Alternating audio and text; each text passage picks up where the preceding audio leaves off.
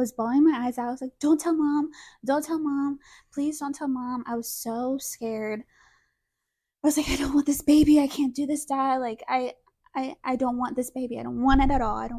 I don't want to deal with this.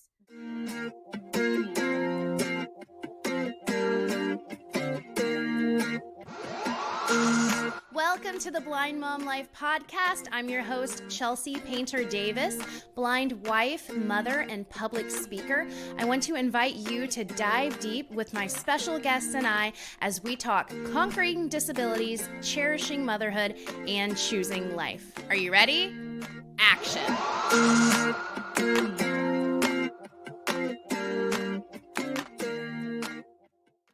All right, let's talk the movie Juno. I first saw this when I was in high school, and for those of you who've never seen it before, it is the story of a girl named Juno who gets pregnant in high school and is not sure what to do.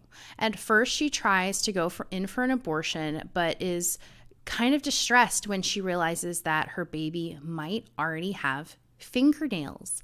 That very specifically sticks with her, and she can't go forward with the abortion anymore.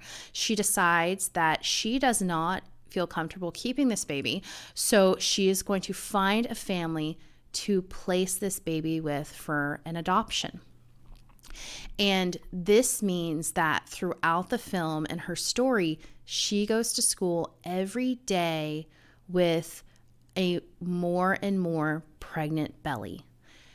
It is very difficult for her. It is very embarrassing. I remember one point in the movie where she snaps on her baby's father and is so angry, and she says, "At least the evidence isn't under your shirt."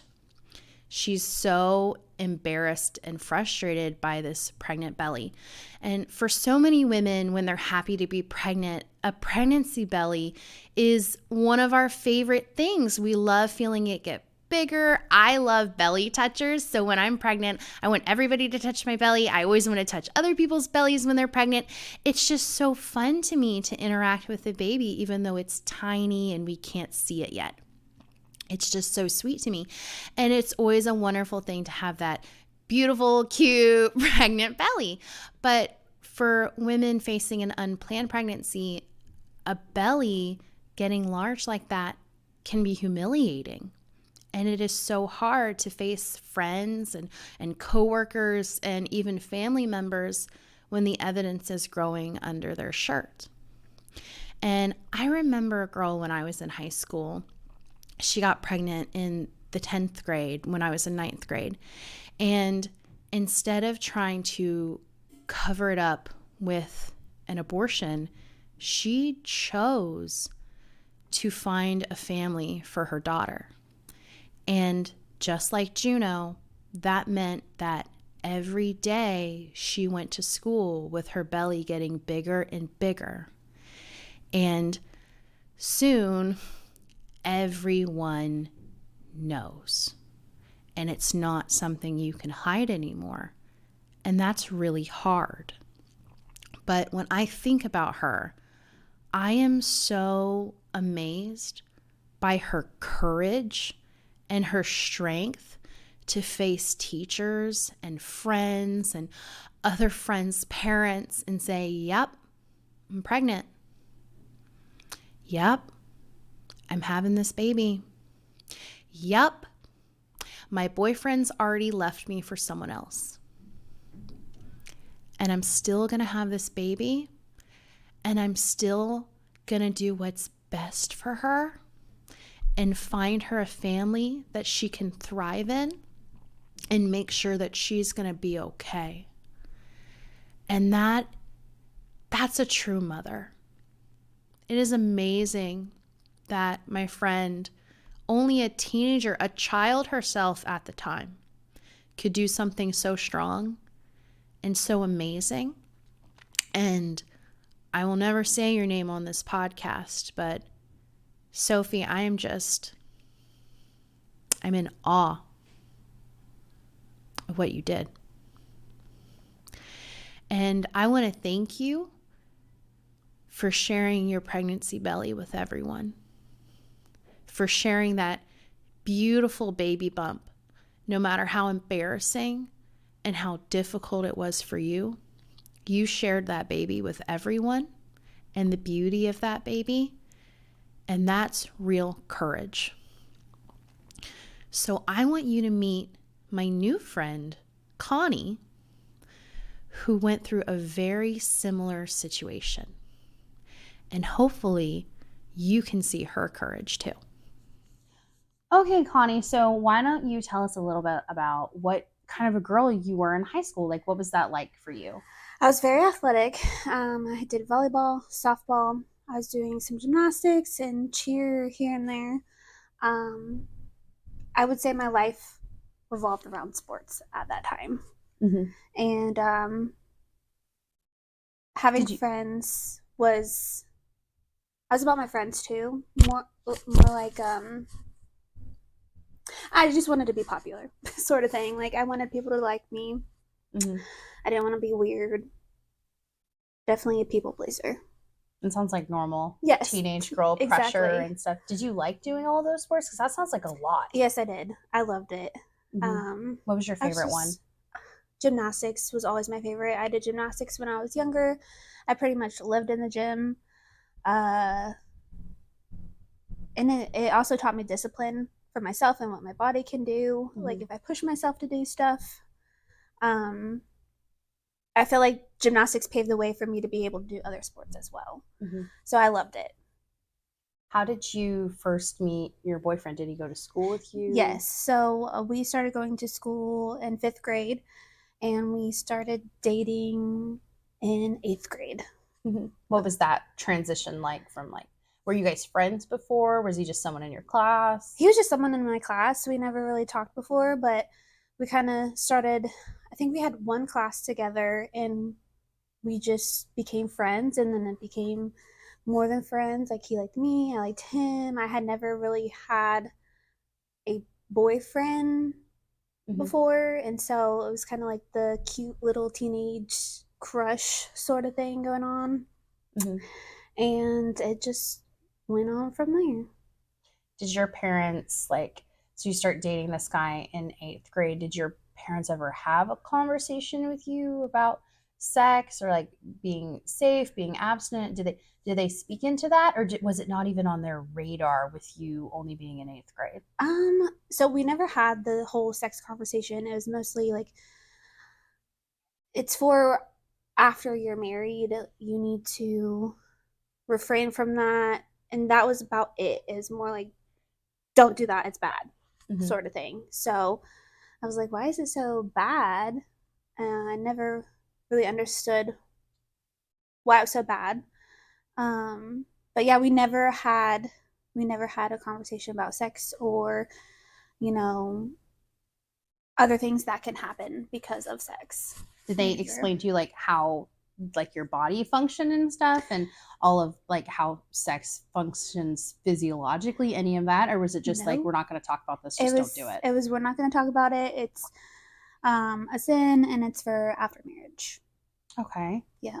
So when did that ever like become a conversation with you and your boyfriend, or was it something that you guys kind of jumped into? Or how do you go from like, we're friends, now we're kind of dating, kind of like each other? When does sex start to be like on the table of something that could actually be happening? I feel like just getting to know each other more, trusting each other. Obviously teenage hormones are huge, and it's kind of like, what's it like, my parents weren't telling me about it, so I was like, I'm gonna figure it out on my own, sort of thing. My friends were doing it. I wanted to fit in with my friends. My parents weren't telling me about it, so you know what? I'm just gonna figure it out myself and go from there. So I guess you could say I kind of rebelled against my parents, just because they wouldn't tell me what I needed to hear, sort of thing. And I was like, I'm old enough. I should be able to know what sex is, and I feel like I am a grown up, which I'm not. Right. How old were you at the time that you were thinking all of this? I would say about 16. 16. Yeah. That's so like crazy now, like with me as a mother. but because like when I was 16, I was like, yeah, I know everything. I'm a genius. I know Right. exactly how the world works. Exactly. I know everything. Yes. But now as a mother, and I'm like, my little baby Yes. is only 16. Exactly. It's just such a different perspective now, Yeah. like from the perspective that you as a teenage girl bring to it and the perspective of your parents are just on like what feels like different wavelengths. Right. The immaturity of you're immature, but you think Mhm. you're grown, and that Right. tends to take over your mindset Yeah. for sure. So did you and your boyfriend ever talk about it, or was it something that you guys just started doing, just kind of? I don't think I'm trying to remember. I think we started talking about it, and Mhm. that started to open up the interest of it, and Mhm. then when we were together, it was kind of like, oh, let's do this. We're alone, no one's around us, and Right. just trying to figure out stuff. And it was cool. It was cool to do that because other girls were talking about doing it with their boyfriends, and it was just normal. It was just a normal teenage thing Mhm. to do it, at least in my mind, because Right, yeah. all my friends were doing it. So Mhm. I didn't really, I grew up in church. I was a Christian. I knew that it was for after marriage, but you the didn't really. world was telling me something different, and I was listening to the world. If that makes sense. Yeah, Yeah. that makes total sense, Mhm. especially if you didn't really know the reasons why or why Right. this was a big deal. Mm-hmm. Were you guys using any contraceptive at the time that you? No. Nothing, really? No, Nothing. I thought I was immune to everything. Mhm. I was like, it wouldn't happen to me. Nothing's gonna happen to me. Mhm. And I wasn't even. I knew that that's how you get pregnant. Mhm. But I wasn't aware of like the other stuff like STDs and stuff like that. I wasn't really. I was like, oh, that's for gross people, Oh, okay, yeah. But it's not. Even the cleanest people have stuff like that you wouldn't even know. Mhm. Again, I just thought I was immune to it, and Mhm. I guess you could say I was like, oh, God loves me, he's on my side, I'll be okay. Like, it's just so immature. Exactly how 16-year-olds think. Mm-hmm. Yeah. Exactly. So about how long had you guys been together and having sex before you were pregnant, and how'd you realize you were pregnant? Let's see. I would only say a couple of months. That fast, Yes. really? Yes. Yes. It wasn't long that we started having sex that I got pregnant. And what was the other question you said? I'm so sorry. No, I was just asking, how did you realize that you were pregnant? So I was late on my period, and I've never been late on my period. I've been like a couple days, but this was like 2-3 weeks late. And I'm like, I must be sick or something must be wrong. And one of my friends was like, you need to take a pregnancy test. I was like, what? Why? Really, it didn't occur to you that that is so crazy. And I've been around babies my whole life. Like, I love babysitting. That's how I made my money. I love kids. And you're just in such denial at that point. I'm let's see. Yeah, I'm 17. I'm not supposed to get pregnant. It's to me, it was impossible for me to get pregnant. What grade were you in at the time when you were 17? I was in 11th grade. Okay. And I ended up taking 3 pregnancy tests. They were all positive, and I thought the pregnancy tests were wrong and that they were false positives, and I'm not pregnant. And I just kind of put it aside. I didn't tell anybody. The only person I told was my boyfriend at the time. Did you tell that friend who told you to take the test at all? No, I was in denial. I was like, I just said I didn't take the test to people or to my friends, sort of thing. I don't know how to explain it, because when you're in the right mindset, you're like, you're obviously pregnant. But when you're in the mindset of a teenage girl, it's kind of like, I'm not going to say I'm pregnant, because when I do, that means I am. It makes it real. Yes, it makes it real. for Yeah. sure. I can kind of understand that because when I was losing my vision, I look back and it was so obvious. But at the time, I genuinely had no idea. Yep. And it's just denial is something Denial's that real. you just really don't understand how it works until it happens to you. So I can Yes. kind of, obviously, I did not have the same kind of pregnancy experience with my daughter. I knew pretty quickly that I was pregnant, but I was also expecting it. Yes. So Yep.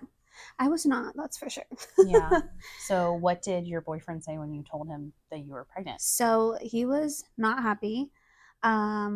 Honestly, I was not happy as well. I was shocked because, again, I was a sports girl. I had dreams of playing a sport in college, going to college and getting scholarships for college for playing a sport. And I also went to church, and just thinking about people in church judging me, just That's a lot really was hard. going through my mind of, All the losses that you're about to face. yes, and pretty much my childhood being gone.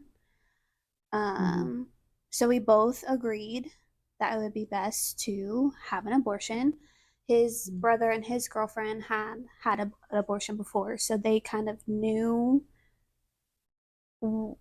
what happened and stuff like that. So I remember, all four of us met somewhere and discussed how we were going to do this, because obviously my parents are Christian and don't believe in abortion.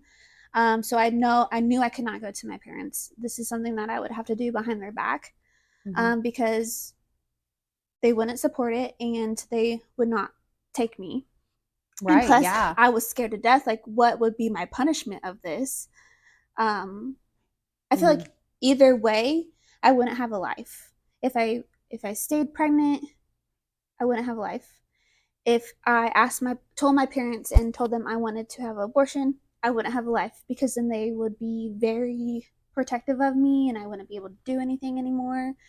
And all I wanted was freedom, honestly. And so just thinking about that, I was like, no, I need to do it without my parents knowing. And after it's done, it'll be gone forever. I won't have to worry about it at all. That was my mental thinking of it. Do you know about how far along in your pregnancy you were at the time that you decided to seek an abortion?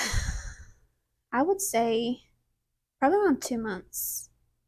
2 months. Okay. So what was your plan for getting there if you didn't want your parents to know? Like, were you going to leave during school? Like, you didn't come back, miss a sports activity? How do you do that without your parents noticing? So all I remember is that when the four of us, my boyfriend at the time's brother and girlfriend, me and my boyfriend, when we all met, we had planned on them driving us to the abortion clinic, them paying for it, and us reimbursing them whenever we got the money back. How much money were we talking about? If I remember correctly, it's like $400, $500. It was a lot for a teenager. Yeah, that's a lot for a teenager to come up with. Exactly. Were you working at the time? No. Oh, Nope, wow. So that's even more. Yep. My parents, that's not something you just find on the ground. Right, exactly. My parents were supportive in my sports. And they're like, if you want to go to college for sports, you can focus on your sports. They didn't make me get a job at that time. Right, yeah. Just because it sounds like with the sports that was your job. Exactly. So they were gonna pay for it, and that was it. That was all we really talked about. We never talked about recovery. So I was oblivious. I thought it was just gonna be like take a pill and then I start my period. And I thought that was all it was gonna be. And so your brother's your boyfriend's brother's girlfriend, she had an abortion previously. Did she tell you anything about her abortion, about her experience with it, or was it just like, yeah, I've had one, let's go get yours? It was just that I had one, and I'm glad I had one, because I can't imagine myself being a mom right now, is sort of what she said. Yeah. They hyped it up for me, sort of. Definitely didn't get into the play-by-play of how the procedure functions. No, definitely not. So thinking back, I would have been traumatized with how bad it would be afterwards. So you were thinking you were just going to go with a chemical abortion, like the Yep, pill the pill. abortion. Yeah, and Yeah. I'm so shocked, like, because for someone who's always been interested in learning more about abortion, it blows my mind that you were under the impression that you could just take a pill and then you would start your period. Yeah. That's so scary. Yeah. Because that is so far from true. Yes. What happened when you made it to the abortion clinic? So we got there. I filled out all the paperwork. I turned it in, and I was nervous, but I was like, I'm ready to get this over with and just pretend it never happened. Right. I wanted this baby out of me. I wanted to live my life. I wanted to be a teenager. Very all about me in this situation. Yeah, because you're terrified. Oh yeah. Yeah. So we got there, and the lady called me back up, and she was like, hey, I see that you're only 17. We have a very strict policy that if you are under the age of 18, you have to have a parent or a legal guardian sign for you to have an abortion. And I just remember crying my eyes out. I was like, well, I'm never going to get one because my parents don't agree to abortion, and they would not let me have this. And so the lady working there, she said, well, the only other option for you is you can go to the courthouse and fill out paperwork on pretty much try to convince the judge that you need to get an abortion, and the judge can sign off for you to get an abortion, and that is the only way that we can do that. And that'd be without your parents knowing about it. So I forget if it was right after that or if it was the next day, but we did end up going to the courthouse.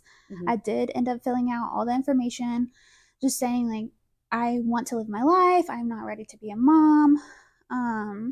My parents don't agree on abortions. Just stuff like that. So I turned it in, and we put my boyfriend at the time's brother's phone number down for them to call. And they called, and the court date was going to be on, I believe, a Wednesday at 12 or 1 o'clock in the afternoon. Right. But I'm at school. Yeah. And my parents. You're 17. Exactly. And my parents get emails if I miss class. So I was like, well, dang. How are we going to do this without my parents knowing? So we kind of were humming and hawing on what we needed to do. And I remember I was at home, and my mom and sister had gone out to do something. It was just my dad and I. And we were sitting there watching TV, and my dad pulls out this piece of paper, and he's like, Connie, what is this? And I was like, I don't know. So I looked at it, and I just started crying my eyes out. It was the paperwork, like a copy of the paperwork that I filled out at the courthouse. It was in my pocket, and it had fallen out at my house. And my dad. It's almost funny because that's such a thing for a 17-year-old to do. Just lose something from their pocket and just not even realize it. Yes. So I was bawling my eyes out. I was like, don't tell mom. Don't tell mom. Please don't tell mom. I was so scared. I was like, I don't want this baby. I can't do this, Dad. Like, I don't want this baby. I don't want it at all. I don't want to deal with this. And my dad I give props to my dad because he was amazing in this moment. And he was like, you know what? You need to tell your mom, but I will give you a week. I will not tell her anything. I will give you a week to gather your emotions, to gather your thoughts. And you need to tell your mom within a week. So it was like the longest week ever of trying to think about what I'm going to say and what I'm going to do. Yeah, because you're holding what you feel like is a bomb. Oh, yeah. And you're just trying to make sure it doesn't go off. Yes. And by that time, my boyfriend at the time's parents already knew. Oh. Because he had told one of his best friends in a text message. And his best friend had went to go take out the garbage and left his phone on the bed, and his parents had read through his text messages and saw the text message from my boyfriend at the time. And they told my boyfriend that he needs to tell his mom and dad or they will. So he ended up telling his mom and dad. Props for parents who go through cell phones. Yes. I'm just like taking notes now. Yes. I'm like, oh, yes. Yes. I used to think, oh, that's so annoying when I was a kid, but now I'm like, yes, I would No, be doing this. I 100% get it now, because it's so easy to manipulate the minds of teenagers, so you don't know who they're talking to. Mhm. That's a whole nother topic, but yes.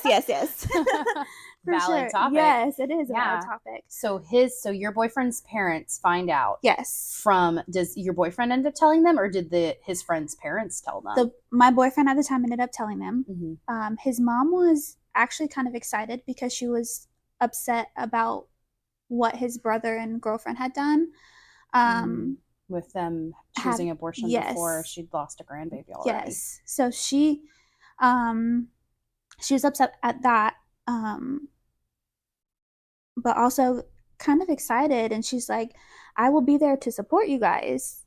Is she the first person who had said that to you in this situation, that they would support you? Yes. With her, it was whatever decision I wanted to make. But she said if I do keep it, that she would be there to support me. Mm-hmm. So that was kind of a positive in that. My boyfriend at the time's dad was like, you're either going to keep it or abort it. He was for abortion. Mm-hmm. Because I guess other people that he had been with, they've had abortions with him, so it didn't really faze him. But there was also a thought of adoption, but he did not. My boyfriend's dad at the time was not for adoption, just because I guess it would be his grandchild, and he was like, it was a whole different thing. It's sort of like you're either keeping it, aborting it, but you're not going to give it up for adoption, sort of thing. What was wrong with adoption in his mindset? Know. I don't know. Was it just embarrassing, or I don't know. I remember that vividly. He was all for either aborting, keeping, but adoption was not okay in his mind. So that was just a weird emotion to go through. So you're getting all these people coming at you with all these different opinions. So like your boyfriend is like, oh my goodness, why are you pregnant, Connie? And then his brother and girlfriend are like, we'll help you get an abortion. Right. And then his mother is kind of riding the fence, like, well, if you got one, it's okay, but if you keep the baby, then I'll help you. And then the dad is just like, no adoption ever. Yeah. And so you're getting all these different opinions from all these different people, and you still haven't even told your mom yet. Yes. So I'm dealing with that. And then my dad finds out, so that's just another person who knows. And anyways, we went on this trip to see my boyfriend's family, and like his extended family. Or? Yeah, just for the weekend. We did some fun little things, like sightseeing and stuff like that. Like a vacation trip. Yeah, like a small little vacation trip. And we came back, and it had been exactly a week. And I remember my mom being so happy when I came back. She's like, how are you? Did you have a great, like, just very outgoing and so happy. And I am just like, I'm about to put this bomb on you. I wonder if your dad, just knowing that it was coming that day, he was like, I'm going to put your mom, it's like, don't worry, Connie, I'm going to get your mom in the best mood possible. Yes. Just to prepare the situation as best that he could. Right. She was happier than usual. And I was just kind of like, this is weird. And then that's just filling you with more dread, probably. Right. And so they were dropping me off at my house. So it was his mom, his dad, him, and then my mom and dad and me. And she was like so happy. And I was like, Mom, I have to tell you something. And so I remember us being in this circle. And I feel like it was an eternity. I just kept saying, I couldn't say it. Yeah. And finally I just like, I'm pregnant. And it was dead silent. And we were all like looking at each other. And My mom just was like, I remember her taking a deep breath. She's like, okay. Yeah. She was like, you know what? We're gonna get through this. Here I am, like flinching, like, oh my god, is she gonna hit me? I didn't know how she would react, but she was like, we're gonna get through this. I remember her saying, just because you're pregnant doesn't mean that you guys have to get married. And I was like, Mom, like, stop. So I'm there's 17. another opinion for you to process in your Yes. 17-year-old brain. Right. You're being hit left and right with other people's opinions. Exactly. And plus, my whole life has been you don't have sex until after you're married. And then for her to be like, just because you're pregnant doesn't mean you have to get married, sort of thing. I was like, I was so confused. Because you guys hadn't been dating had you been dating a few years at this point? Yes. So we started. So you just hadn't been having sex very long. Correct. But you had been together a while. Yes. So we started dating 8th grade, and we were on and off through 11th grade. We had like long breaks of not being together. I think as teenagers do. Oh my gosh, yeah. I'm like, it's so complicated. But we dated for a little bit, then we broke up. Then we dated for a little bit longer, then we broke up. Then we got back together and we were stronger than ever, sort of thing. And that's when we started, you know, exploring and having sex and stuff like that. But so I had known him for a while. So your mom, like, the first thing she says is, we're going to get through this. Yes. Did that give you any kind of peace? Because I know that everybody needs their mommy when they're having hard moments. And... For sure. I felt like I could breathe. I didn't feel like I was being held. Like, I don't know. I had this feeling that something was holding me down emotionally. And when I said it and she said, we're going to get through this, I could breathe again. I could. Yeah. I wouldn't say it was a good feeling because I was crying and it was very emotional, but it was relief. And so we kind of talked a little bit. They ended up leaving, and I told my mom, I was like, I don't want this baby. You know, my boyfriend, he doesn't want it. He wants me to get an abortion. I don't want it. I want a future for myself. Right. I'm 17. I'm not going to be... Because you had dreams of getting a sports scholarship, and you're already in this situation now where, like, you can't do gymnastics at 9 months pregnant. I can't do that. Not at all. And another thing is church. Like, what are people going to say at church? Yeah. That's a lot of judgment. What are people going to say at school? I went to a charter school, so it was not normal to have a pregnant teenager at school. It wasn't like a public school or anything like that. So there was just a lot of fear. And my mom looked at me because, like I said, I did a lot of babysitting. Babies were my life. They called me the baby whisperer at church. Oh my goodness. I was always in nursery taking care of the babies. I just loved them so much.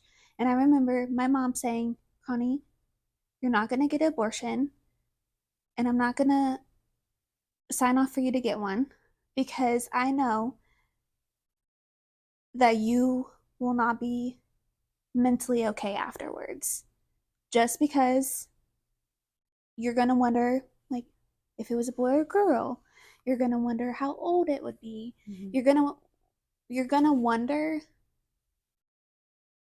about what the baby's future is going to be like. It's going to be with you for the rest of your life. And that really made me think. She's like, you love babies, and it is going to destroy you if you kill this baby. And I was... Was she the first person to tell you that? Yes. Because I think, if I'm remembering correctly, everybody else was like, you know, if you get the abortion, it's okay. Right. We'll help you. Yes. And even the woman at the abortion clinic who told you that you had to have parental permission at 17 to get an abortion, did she warn you at all about nothing? About, oh my goodness, because there's so many women that have abortions and they are not okay. Nope. It is a life-changing decision, and there's so many side effects just beyond physical side effects and Right. recovery, just mental health side effects, because it can destroy a person. Oh, yeah. And I feel like it still haunts me to this day that I even thought about aborting my daughter. Um, but I did not, and she's here. Um, but when my mom told me that, I started really thinking about it, and I do have a life inside of me that is growing. Like I am responsible for a life right now. Because we're at, you said 2 months pregnant. We're at a heartbeat at this point. Yes, that for you sure. can hear on Oh, yeah. on equipment. Yes. How it was. So I believe I got pregnant in October because she was born in July. So this was around December, January, around that time. So I was even further along by the time I finally told my mom. I was more because like, you've been trying to figure out what to do for the past bit. Yeah, I'm pretty sure I was about 3 months pregnant at the time. But I remember making that decision. I'm going to keep the baby, and I was very confident about it. And I remember telling my boyfriend at the time, and he was so angry. We didn't talk for a while, but he finally came back around to it. When you say you didn't talk for a while, was that you didn't want to talk to him because he was mad, or he didn't want to talk to you? I think it's both. I think it's I didn't want to talk to him because he was just so angry about it, and I didn't want to deal with that. So he was angry you wouldn't get the abortion. Yes, because he didn't want to be a dad, which I understand because I also felt that way before. You but didn't feel ready to be a mom. Yes, but my mind has changed, and I knew I wouldn't be able to handle it mentally if I did get an abortion. What was it like? So at this point, it's still in kind of your close circle of people knowing that you're pregnant. What was it like for the information to spread to school, to church, to the community? Right. Were you telling people, or were other people telling people? So I did tell my 2 close friends, and then it kind of just got spread at that point. It's high school. It's gonna get it's gonna get spread. And what was that like for you? Everybody, it's taking on a rumor at this point. Everybody knows Connie's pregnant. What was it like to be that girl walking into high school and saying, "Yep, that's me"? That's me. I think I was just, it is embarrassing, but I was just so confident in being pregnant and being okay with it that it didn't really matter at the time. It was being spread around. People would ask me, I would just be like, yeah. I don't know. I just really got excited knowing that my mom was there to support me, and also my boyfriend's mom was there to support me as well. I wasn't kicked out. I wasn't disowned by my parents, sort of thing. I had support, and I remember, so I had 2 best friends. One of my friends, I wanted her to come over and have like a sleepover with me. And her parents said no because apparently my parents don't watch me good enough. Oh, wow. That because hurts. I got pregnant. And so she wasn't allowed to come over to my house, but I could come over to her house. And I remember that did hurt my feelings. Did you tell your parents that got said? Yes. Yes, I did. How did your parents feel? They were hurt by it too.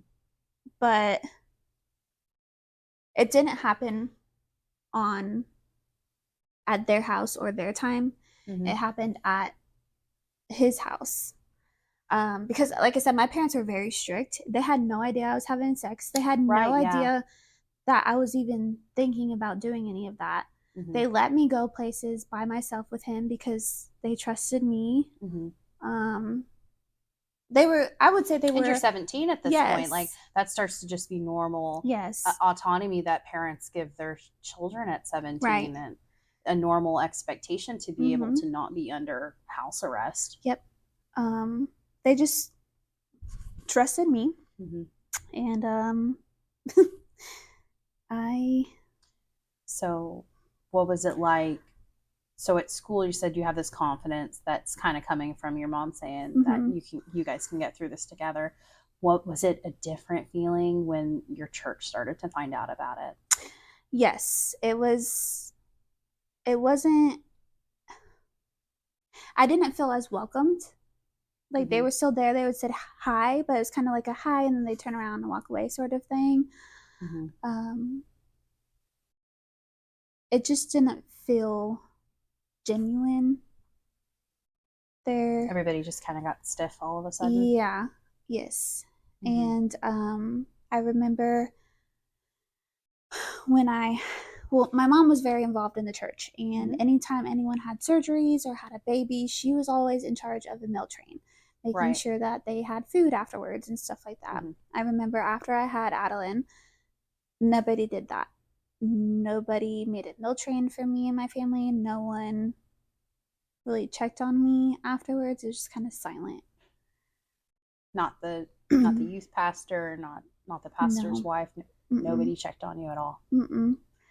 Nope. And it was just, it didn't feel like it did before Mm-hmm. because we were very involved with the church. And then it was just kind of like they got quiet on us. Yeah, did you feel like you were being kept out on purpose, like ostracized? Yes. And also, I felt like other parents were trying to, Like your pregnancy was contagious? yes, that, Mm-hmm. and they didn't want their children to think it was okay, which I'm not saying it's okay because it's not, but we're human and we make mistakes. Yeah. We're not perfect. Mm-hmm. So many of us do things that are not okay, and then Right. later we're like, well, that wasn't the best decision. Right.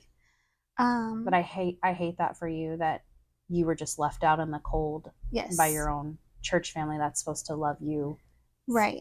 even when you make mistakes. Yep. So I remember my parents finding, I think a couple years after Adeline, my daughter, was born, my parents started looking for other churches. Mm-hmm. I just kind of stopped going to church. I was just tired of feeling judged, and Mm-hmm. Having to I bet just every time you try a new church, I've noticed this with my blindness. When we moved or tried new churches, I would have to re-explain my story every time, and right. it not only is it exhausting, it's painful Yes. to have to share that over and over again with new people, because Mhm. everybody's curious and they just want to know. Yeah, you're 100% correct. So, um, my boyfriend at the time, we stayed together for a couple years. How long until you said that you guys weren't talking for a while, but he came around. What do you mean by that? Like, when did you guys start talking again? I feel like it was maybe a couple weeks. It wasn't like months. Okay. It was not months. It was a couple weeks Mm-hmm. of us just getting our thoughts together. He started to get excited about it. Mm-hmm. When I went to the first ultrasound, when he Really? actually saw a baby Mm-hmm. in my belly, Mm-hmm. I think that he was like, "Oh, I'm going to be a dad," sort of thing. Mm-hmm. He was a part of the baby shower. He was a part of everything in the Mm-hmm. pregnancy. So, What was it like giving birth at this point? I was 17, terrified. 18? I think, if I remember correctly, your daughter was almost born on your birthday. Yes, so I went into labor on the morning of my 18th birthday, but I didn't have her until the next day. So Mm-hmm. my birthday is July 13th and her birthday is July 14th. So we're twins in that aspect. Mm-hmm. So you would think when you're pregnant, you're going to give birth at a hospital. Mm-hmm. Well, my parents didn't have insurance that would cover me to give birth at a hospital because I am a teenager and that is not normal. Oh, I didn't know that about Yes. insurance, that can be like not part of the plan because you're underage. Yes. So my parents were stressing out on how they were going to pay for this hospital birth because it's not going to be covered. So it Oh was my going to be goodness. thousands and thousands of dollars. So we looked into a different route with a midwife, which would be all natural, no drugs, no IV. As someone no who's had birth nothing. 2 babies, that sounds terrifying. Absolutely terrifying. Nothing at all. So my 17-year-old self is like, absolutely not. My mom is like, absolutely yes. You got yourself into this. Oh my gosh, she pulled that out on you. You did Yes. you got into this naturally. You'll get out of it naturally. Right. You did this to yourself. We cannot afford the hospital. This is the cheapest route for us to go. I didn't have a choice. Because you'd been a really healthy pregnancy at that point, right? So a midwife was pretty appropriate medical option. Yes. I remember crying in front of the midwife. I'm like, I just want all the drugs. I don't want to do this. No. That naturally is for weird people. I'm not a hippie. Like, I don't like this at all. I was so mad. But I didn't have a choice. I'm a grown woman, and I think it's terrifying. Yes. I didn't have a choice at this point. So I just had to suck it up. And I mean, my mom was right. I did get myself into it. What's funny is I actually fell in love with it. So really? Yes. I gave birth naturally with absolutely no pain meds, nothing at all. It was the hardest thing that I had to do, but it also empowered me to show how strong I really was and that my body can give birth naturally with no medication. If I can do that, I can do anything. Was your boyfriend there at the time with you, your baby's daddy? Yes, he was there the whole time. I remember there's a picture of us when she first came out. He's crying. There's like tears down his face. I'm crying. It was. I bet you were crying. I cry with the drugs. I was like, oh my gosh, it's over, because it was a long birth. Learned my lesson. I don't mean to laugh at that, because nobody wants you punished for making a mistake in high school. Right. I hate that it got phrased that way in your point of view. Right. But I understand.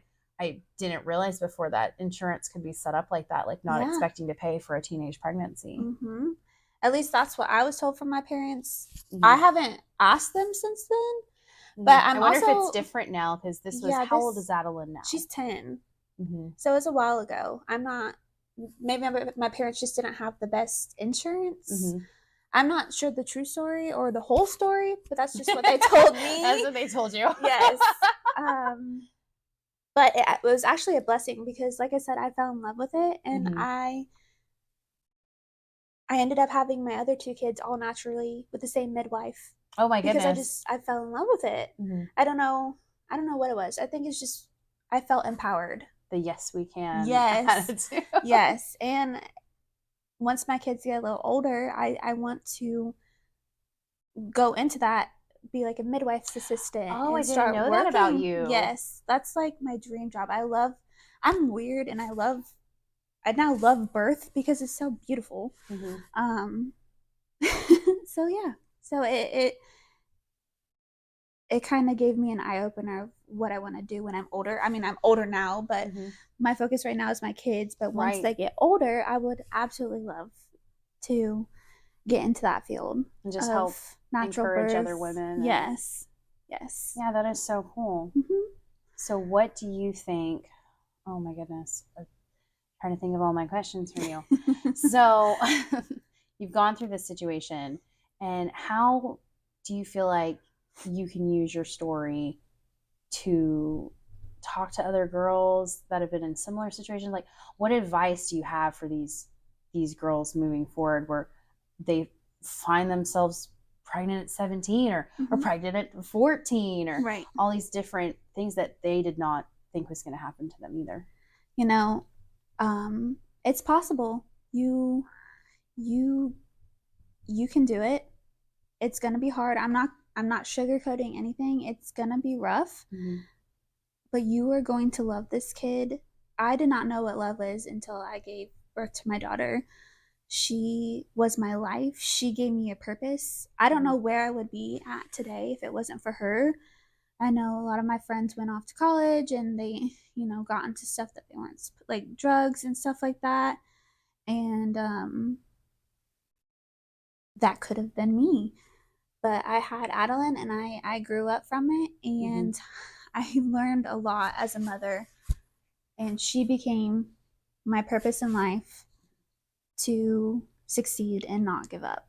I totally get that because I had my first baby at 24. Mm-hmm. And we're actually almost the same age. Yes. Exactly. Yep. We're born the same summer of 95. Yes, and ma'am. I had my first daughter at first baby at 24. And I remember just thinking after, I was like, whoa, I was not an adult before. Yeah. Somehow I made it to 24 years old, and I was not an adult till this moment when you realize, like, yes, I'm tired. I want to go to bed, but that doesn't matter right now because I love this baby and she needs help. Yes. It's just a crazy mental shift that happens. Yes, it's hard to explain, but it's an amazing feeling. But for the girls who have found themselves pregnant at a young age, you can do it. It's possible. Find your support people. You need support. And I know a lot of girls are not as lucky as I am. A lot of girls are kicked out of their house. A lot of girls are,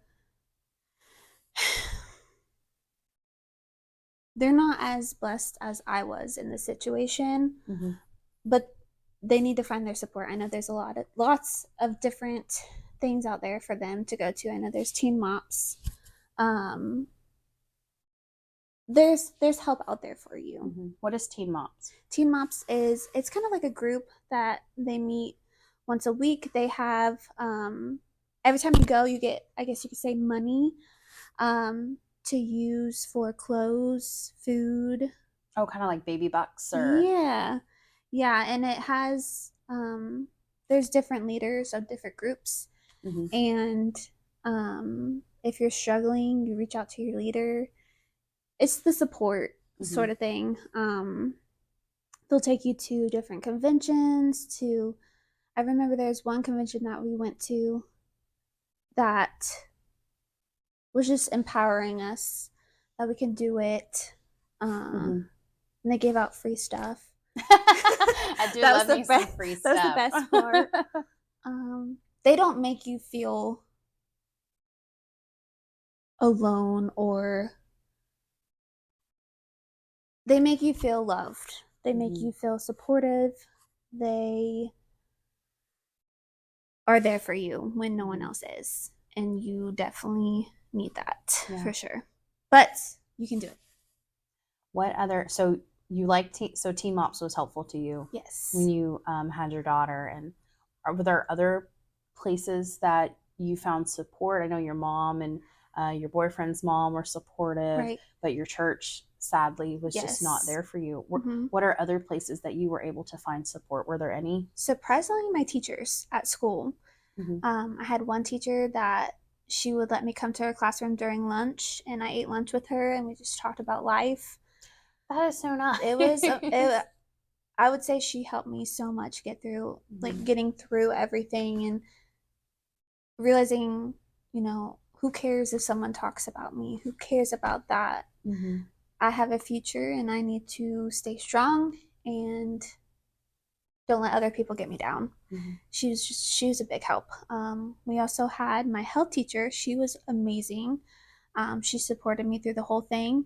After I gave birth, I wanted to breastfeed, which is also not a normal not a normal your senior year. No, your senior year I had a bag, my breast pump. I brought it every day to school in a little back bag. Wow, that is boss, Connie. Yes. So I was determined. I'm annoyed when I have to use a pump in my own home. Right. and at this point, I did not care. I just found this confidence there. Yes. Because I remember when you were first describing how you were in school, you were saying that you were just trying to keep up with everybody else. Yes. And so I feel like, do you feel like this pregnancy gave you more confidence just as a person? For sure. Yourself? For sure. And I think my body grew another human being. So nothing really else matters. I need to focus on my child, sort of thing. What is your daughter like now? She's about 10 years old now. She is my twin. Everyone says she looks like me. She definitely acts like me. She has my sassiness and attitude. But gosh, I can't imagine my life without her. She made me a mama, and she's my girl. Did you ever get any help from, I know pregnancy resource centers are often formed just for to help girls that find themselves pregnant as teenagers or other situations of unplanned pregnancy. Did you ever find one and get help at one? Yes, a women's choice. I remember going there and them just kind of talking to me about it. And also they talked to my boyfriend as well.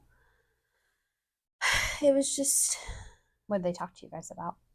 Just how we felt about everything. It was good to talk to someone other than our family. Oh, so kind of like almost like a counseling kind of setup. Free counseling sort of thing. Just have someone listen. And yes, that was nice. Did they ever help you with anything like diapers, formula? Yes. I know you said you got free stuff at Teen Moms. Yes. There's, like I said, being a teen mom, you do get you could get a bunch of free stuff. So like the financial part of it is rough, but there are a lot of I'm trying to think of the word, agencies that will help you, and you will get the stuff that you need. You won't go without, sort of thing.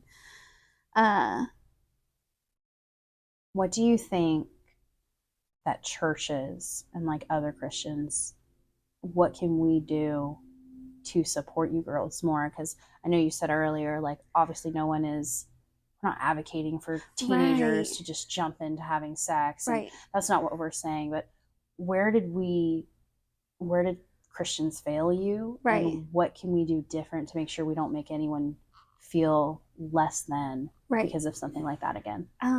Definitely the judgment, making you feel gross, making you feel like you're the problem.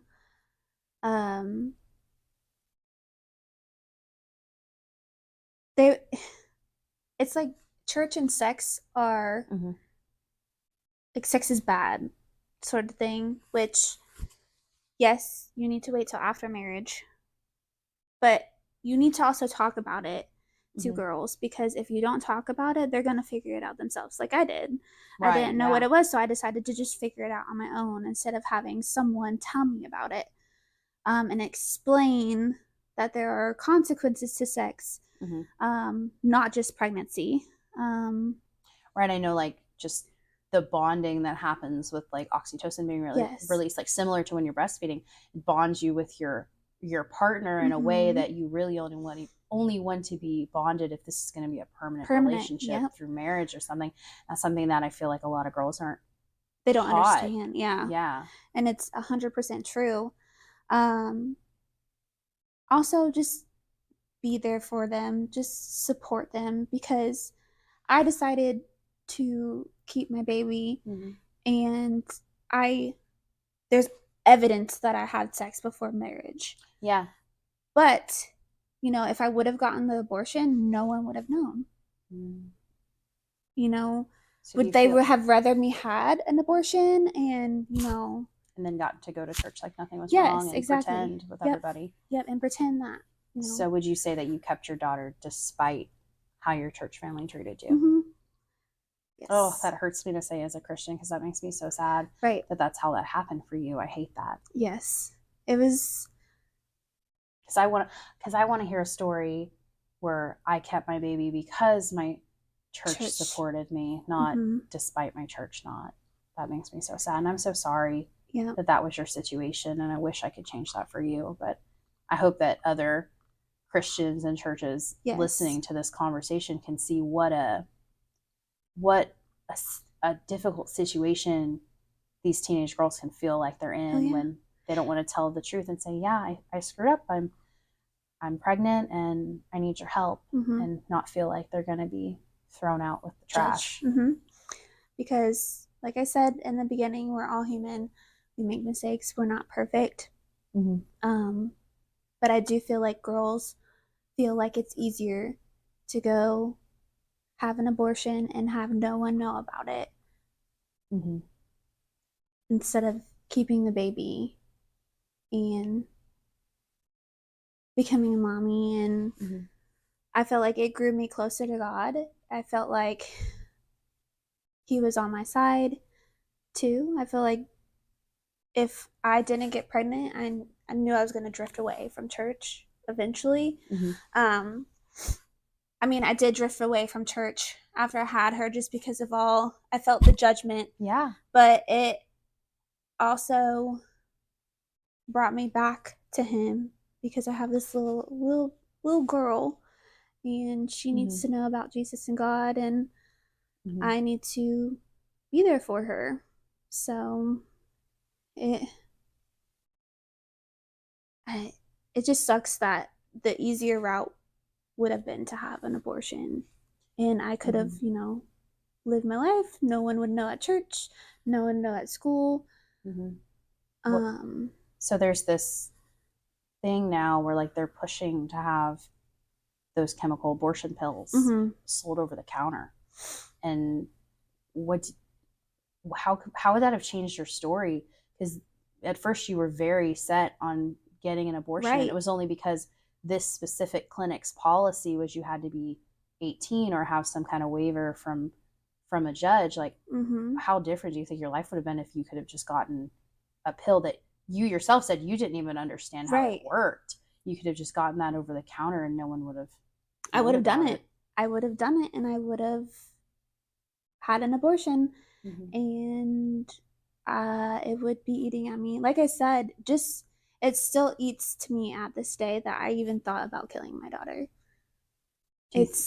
Have you tried any? I know that like a lot of pregnancy help centers, pregnancy resource centers can offer things like post-abortive healing for women, and they can do they can get kind of counseling or weekend retreats or even Bible studies on it. Have you ever thought about going to something similar to that, even though you didn't follow through with an abortion? But if you're having these feelings of guilt for even a choice that you didn't end up making, do you think maybe that would be helpful for you? I think that would have been helpful, for sure. Just it's like the guilt that eats at you. I remember when she was a baby, just crying, holding her, and be like, I can't believe that I wanted to kill you. Like, it was just a lot of guilt. There's also a lot of pressure at 17 to have to be trying to make that decision essentially alone, because your parents didn't know about it, your friends didn't know about it, and you're getting put in this position where you're being pushed by others to get an abortion, and you're trying to make that decision yourself, and you're still like a baby. Now you're a child. You were a child when this was happening, and now all of a sudden you have to make these very serious decisions about your life and what's going to happen, and you're doing it essentially alone. I've gotten better just because I am now older and my mind was not mature, so I've forgiven myself for thinking that. But I know that was a struggle for a long time. Yes. Have you ever, I know your daughter's still young, but do you think that you'll ever get to the point where you've forgiven yourself enough that you can fully share the story with your daughter? Yes. I am 100% willing to tell my daughter everything. That's really brave of you. Yes. I've learned that if you're not open with your child, they're going to figure things out on their own if they really, really want to. So when she gets a little bit older, I do plan on telling her my whole story, just so she knows, one, how blessed she is to be on this earth, and to praise God that she is here. And two, if she's ever in that situation, which I pray that she's not. Again, we're human.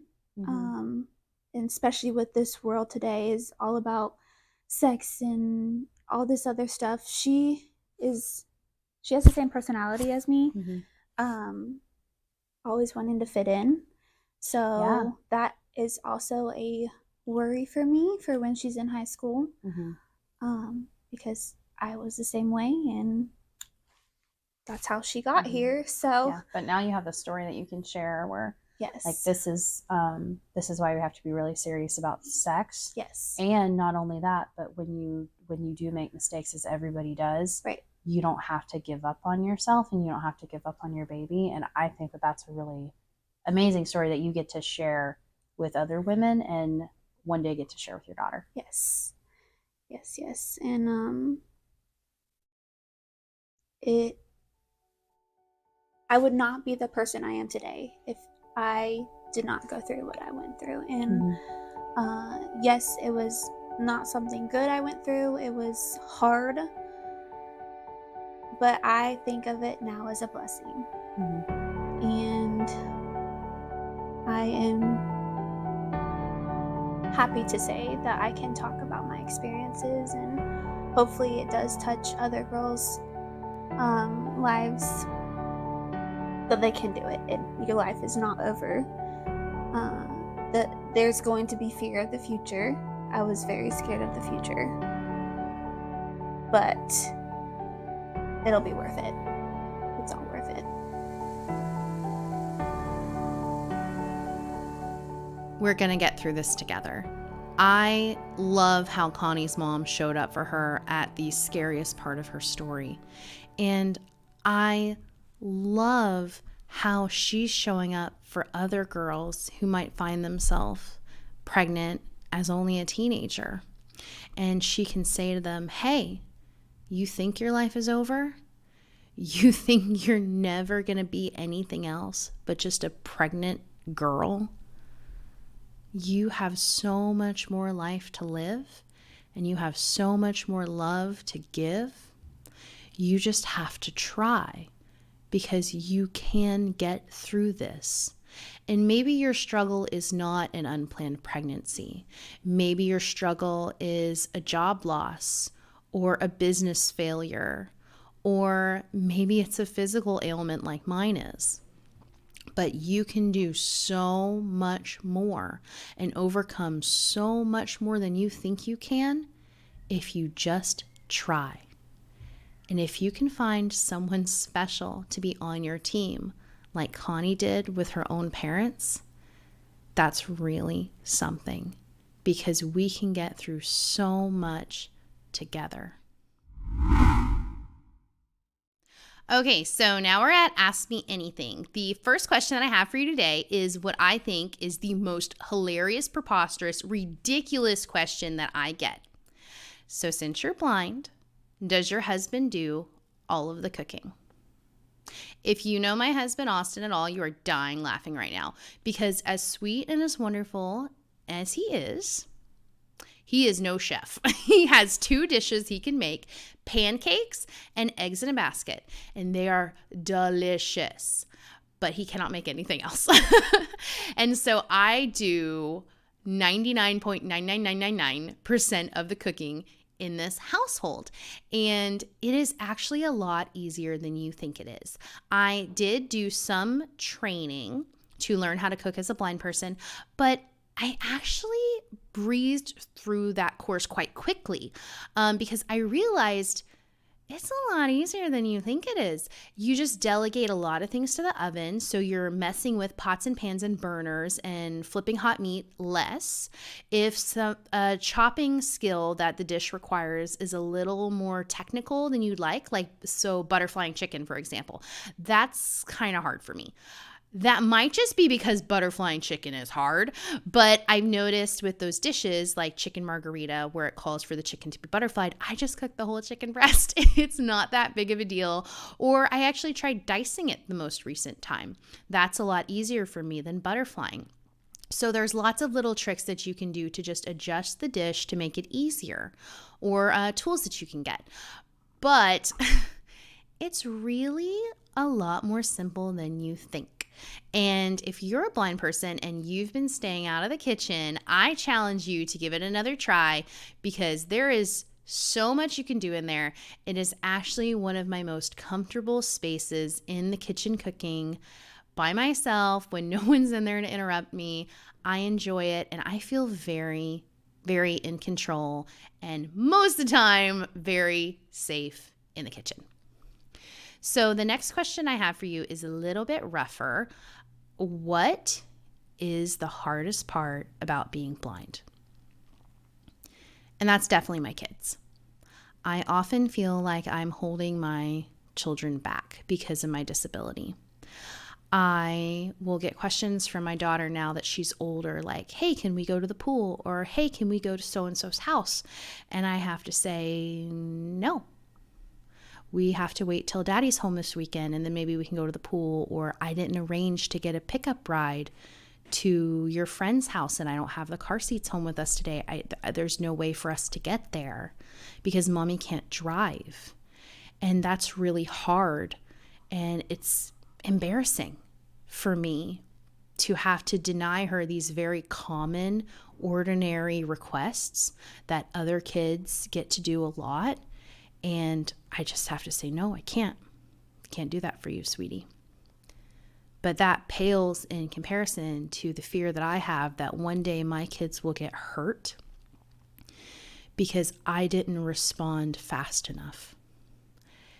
One of my biggest fears is that one of my kids will start choking and they will look to me with pleading eyes asking for help, and I won't even notice. I'll be too busy unloading the dishwasher or just sitting there staring at them, trying to ask them questions and not realizing why they're not responding. And it's terrifying. But one thing that has helped me a little bit is I asked another blind mom for advice, and she said that was always a worry that she had, that she would be disadvantaging her children or holding them back. And she actually told me that it came up in a conversation with her children when they were much older, and they didn't know what she was talking about.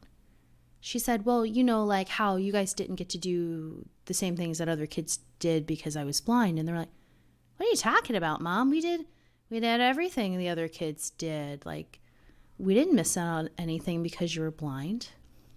And that kind of blows my mind because I feel like, of course, my kids are missing out because I'm blind. But what do my kids really need? They need a mama who loves them, who's never going to give up on them, and who's always going to be there for them. And even though I can't see them, that's exactly what they have. So maybe a lot of that problem is just in my own head. And it's something that I'm working on trying to let go of. But that's going to be a struggle every day and something that I have to keep working at. If you want to see more content from me, you can follow me on Instagram, Facebook, X, YouTube, or you can check me out at my website, chelseapainterdavis.com. That is a great place to sign up for my email list or to submit questions for the Ask Me Anything segment of the podcast, or you can recommend a guest for the podcast. Do you know any inspiring stories? I would love to hear them. Also, you can check out my upcoming events, and the next one that I will be a part of is the Roe versus Wade Memorial Service in Inverness, Florida. It is hosted by the Citrus County Right to Life, and it will be a beautiful event at noon on their historic courthouse lawn, and I would love to meet you there. Thank you so much for hanging around through the end of the episode. I hope today that we have shown you that all life is worth living. Just like in the book of Esther, where God paints a beautiful portrait from the background, God is painting a beautiful portrait with your life, and we can learn so much from each other if we only share our stories. Whenever it feels like the darkness is pressing in, just remember the words of Jesus Christ in John chapter 9. As long as I am in the world, I am the light.